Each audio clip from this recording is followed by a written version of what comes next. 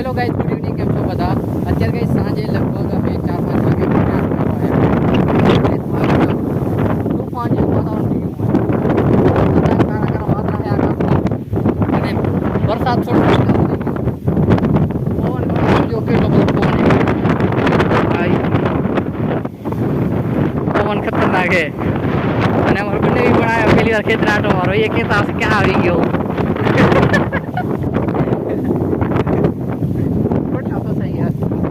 કેવો છે કે હાથે જ બાવલી હાલવાને નહીં ડરાવણા બ્લેક થોડીક વાર પહેલા જોયું તો અંધારું જેવું થઈ ગયું. ટાઈમ થાય છે તો 3:30 વાતાવરણ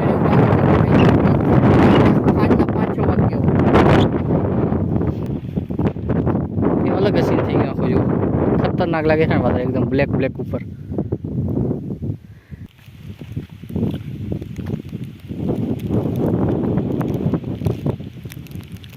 કઈ સાહેબ વરસાદ ચાલુ થઈ ગયો છે. આ સાઈડ કાંઈ નથી. ઘણા સાંટા ચાલુ થઈ ગયા, ઘણા ફૂલ. હવે અમારે ભાગવાની તૈયારી છે. પેલી બાજુ કાંઈ નહીં, આટલા વાદળા બધા અહીંયા ઉપર જ છે. અમારા ગામ બાજુ વરસાદ પડે રહ્યો, હવે દેખાઈ રહ્યો. હવે મારે ખાલથી ચપલું હાથમાં લેવી પડશે. લઈ લીધું સારું ભાઈ, હું તું પાડું હાથમાં. સો ગાઈસ, અમે આ જગ્યા સુધી માનવાન પો ગયા, કેમ કે પછી વરસાદ એકદમ ફૂલ ચાલુ થઈ ગયો એટલે આપણે મોબાઈલ પણ બહાર નહોતો કાઢ્યો. પણ તમે જોશો તો ભાઈ જો હજી વરસાદ ચાલુ પડ્યો હોય અને અમારા પગ એકદમ ગારાવાળા થઈ ગયા છે બધા એના. અને ગાઈસ બંને બી પણ પહેલી વાર આવ્યા તો ફસાઈ ગયા જ. હવે કહેતા છે કોઈ દી નહીં આવવા બાજુ. પહેલી વાર આટો મારવા આવ્યા તો પણ અમારે કાંઈ નક્કી નહોતું કે વરસાદ આવશે, કેમ કે વરસાદ જેવું કાંઈ હતું જ નહીં. પાણી પી.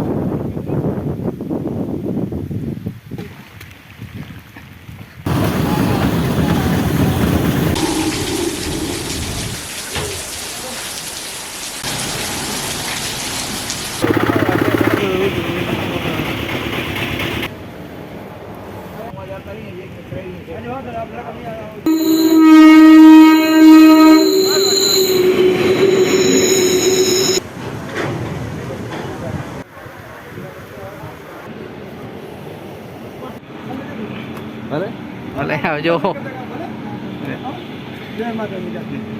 હા ભલે. હા ભલે પૂજા.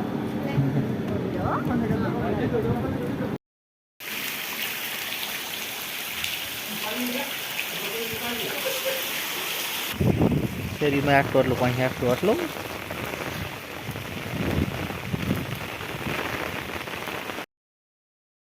અત્યારે આપણે ખેતરે આંટો મારવા જતા હતા, કેમ કે ગાય 2-3 દિવસ વરસાદ ચાલુ હતો અને વરસાદ એટલો પડ્યો કે વાત જ ના કરો. ઘણા બધા રસ્તાઓ તોડી નાખ્યા છે અને ઘણી જગ્યાએ પાણી જ ભર્યા છે.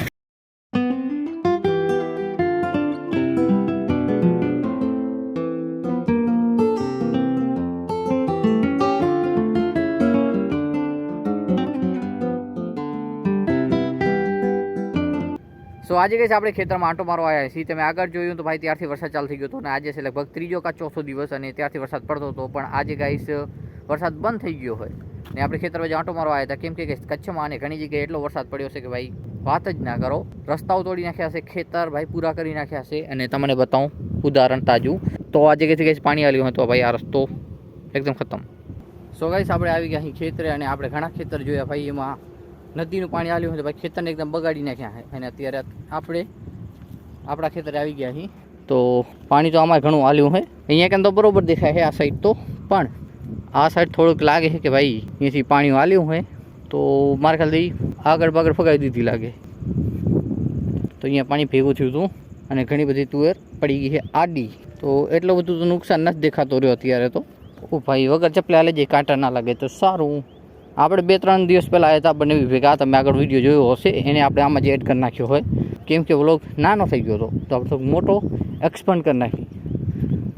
ત્યારે કંઈ વરસાદ ચાલુ થયો હતો અને આગાહી જતી ભાઈ બંધ જ ના થયો. 24 કલાક 48 કલાક વરસાદ પડતો જ રહ્યો, થોડો ઘણો વધારે.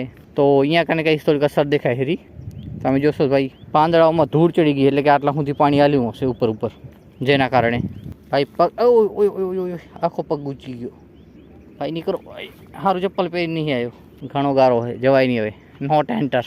આ પાણી ભર્યું જુઓ, આ પાણી નીકળે એમ નહીં ક્યાંયથી. અરે આવું હારે પણ આવો, હાર તો ગુડા સુધી પોગી ગયો પગ મારો. એ સાઈડમાં હાલો ભાઈ, ખાડો ભર્યો હજુ, ખાડો ભર્યો એટલે પાણી નહીં નીકળે. સો અત્યારે કાંઈ અહીંયાથી રસ્તો બનાવી રહ્યા. આ એક ખાડો હોય જેમાં પાણી બધું ભેગું થાય ને પાણી ભર્યું હોય ખેતરમાં. તો આગળથી જે પાણી ભર્યું છે તે આની મારફથી અહીંયાથી નીકળીને ગઈશ, આમાંથી ચાલીને બારું નીકળી જાય. તો ગાઈસ તમે જો અહીંયાથી પાણી હાલે છે એટલે અહીંયાથી રસ્તો બનાવી રહ્યા. એટલે આગળ જે પાણી ભર્યું તે જે ખાડામાં જતું રહે અને ખાડામાંથી પાછું અહીંયાથી નીકળી જાય. આ ગાઈસ ખાડા ઊંડા ઊંડા છે, લગભગ 5-6 ફૂટના નહીં કે વધારે છે. કેટલા દેખાશે નહીં પણ અંદર જઈએ તો આપણે અંદર પૂરા હાલે જી. ચલો ગાઈસ ચાલુ થઈ ગયું પાણી અહીંયાથી. હવે ધોરિયા બનાવી નાખ્યા. સો અત્યારે કઈ આપણે આવી ગયા છીએ બીજા ખેતરમાં. અને આ ખેતર એવું છે કે આમાં ગમે તેટલો વરસાદ પડે દેખાય જ નહીં, કેમ કે આ ખેતર છે રેતિયાળ, એટલે પાણી ગઈ જલ્દી અંદર જતું રહે છે.